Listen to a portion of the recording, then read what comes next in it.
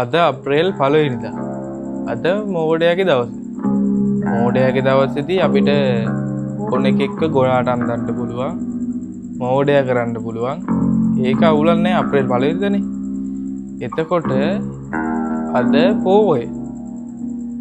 එතකොට පෝය දවසේ බොරු කියන්න බෑ.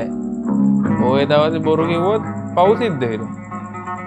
දැන් පව් සිද්ධ වුණොත් බොරු කියන්නේ දැන් බොරු වගේ දවසේ ඉඳලා අපිට පව් පුරව ගන්නත් බෑ. පව් පුරව ගන්න හින්දා බොරු වගේ දවස කරන්නත් බෑ. එතකොට